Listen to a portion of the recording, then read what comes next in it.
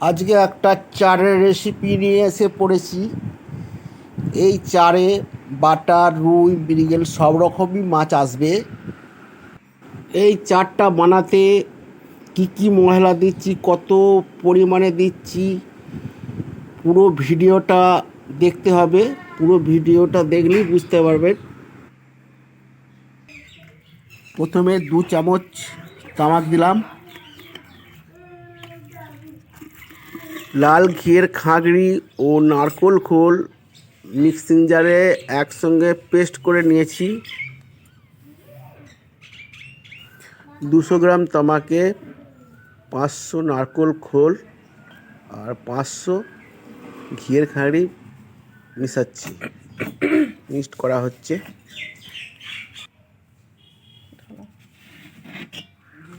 মেখে নেওয়ার জন্যে সামান্য মিষ্টির গাদ ব্যবহার করছি।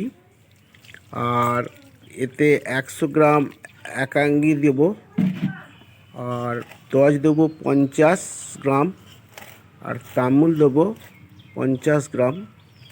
এটা ভালো করে মিক্সড করে মাখবো ভালোভাবে।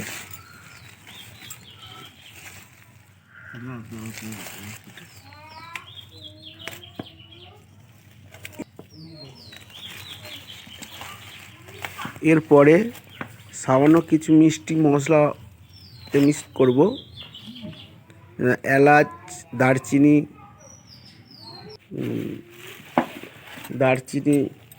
জায়ফল, জয়িত্রী, এইগুলো একসঙ্গে মিষ্টি এটা মশলাটাকে অ্যাড করতে হবে ভালোভাবে, ওটা মাখতে হবে। দিয়ে দিই সবটা।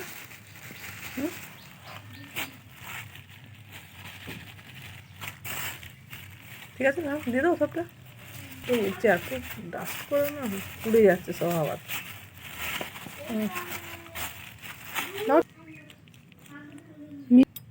মিষ্টি মশলা দেওয়া হলো। এবার নারকেল পচা তেল দিয়ে একে ভালো করে মিক্সড করব। এবার ফিনিশিং দেবো চারের মধ্যে। নারকেল পচা তেল দাও।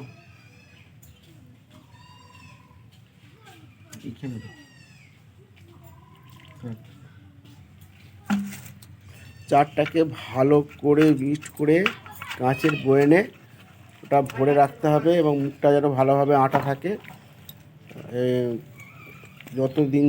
যতদিন পুরনো হবে তত এর চারটা স্ট্রং হবে।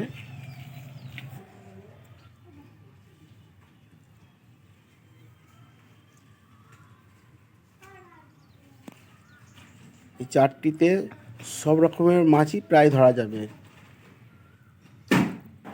বিশেষ করে বাটা মাছের পক্ষে এর খুব রেজাল্ট ভালো।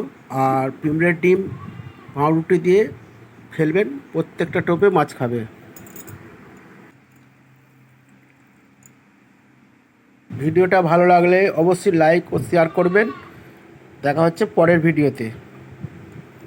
ভালো থাকুন, নমস্কার।